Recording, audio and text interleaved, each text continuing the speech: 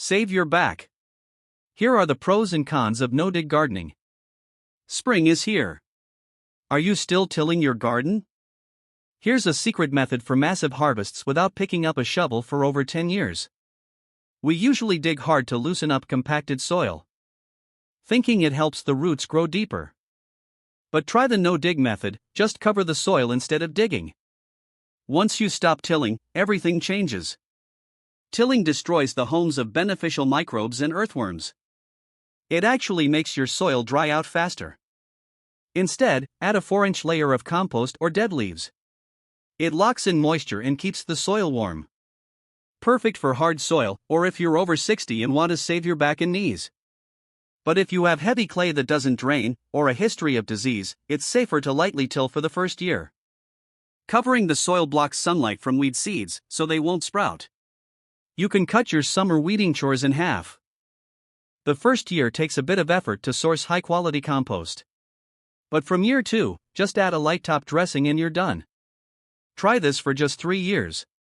When you grab a handful, you'll see your soil has turned into a rich, moist sponge. You can finally stop torturing your soil with a shovel every year.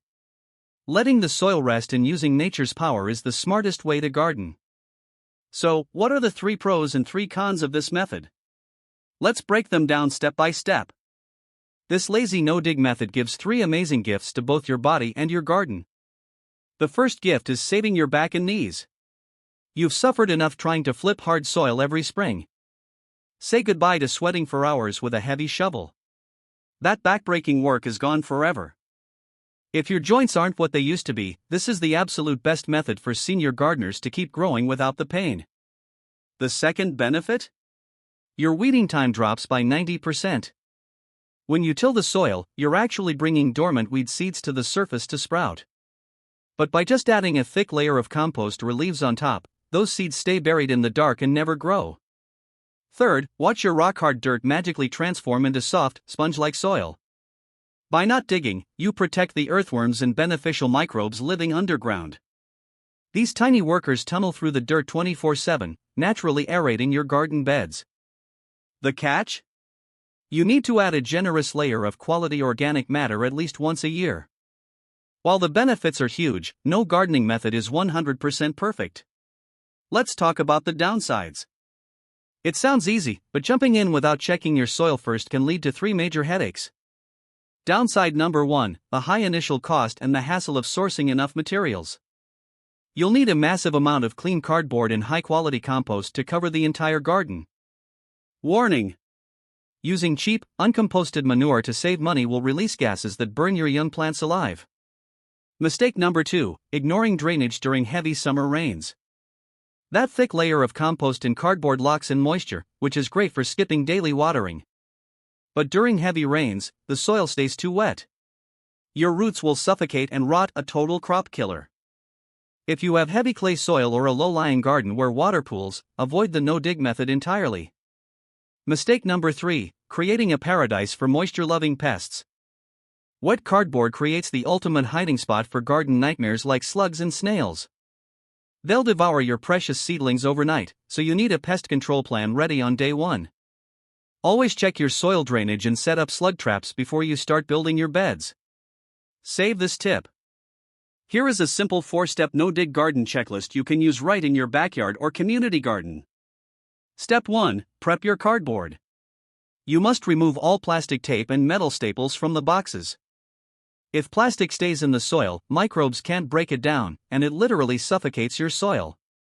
Step 2, lay the cardboard on the ground. Make sure to overlap the edges by at least 6 inches.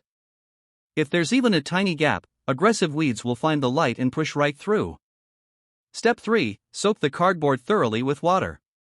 It needs to stick tightly to the ground so it doesn't blow away. Step 4, cover it with quality compost. Spread a 4 to 6 inch layer of fully aged compost right over the wet cardboard. If the compost layer is too thin, roots can't grow deep, and the soil will dry out way too fast. The most crucial check here is to use fully aged compost that has finished off-gassing. If you use unfinished compost, trapped gases will literally burn the roots of your young seedlings. Save this video for your next garden build. It's best to do this at least 2 to 3 weeks before spring planting to let the soil settle. Follow these 4 steps, and you'll have a weed-free, fluffy garden bed. Now, let's look at some things to watch out for. Is the no-dig method actually right for your garden? Here's what you need to check before starting. If your garden is large, say over 3,000 square feet, sourcing enough compost and cardboard initially can be costly and exhausting. Don't try to cover the whole yard at once. I highly recommend testing it out on just one small 4x8 bed first. Also, if your soil has poor drainage, build your beds a bit higher to prevent slug invasions during the rainy season. Let's recap the 3 pros. First, no more backbreaking digging and tilling every single spring. Second, the thick mulch blocks sunlight from weed seeds, saving you from endless weeding all summer long. Third, soil microbes and earthworms thrive, turning hard dirt into spongy, healthy soil. On the flip side, remember the cons: initial material prep is heavy work, and the soil takes longer to warm up in spring. Finally, watch out for excess moisture. Damp soil under the mulch is a perfect hideout for pests. But if you manage drainage, it's a brilliant way to build rich soil with zero backbreaking work. This spring, start small. Lay down cardboard for just 10 lettuce plants and see the magic yourself. Save this for your spring prep, and share it with a gardener friend who needs a break.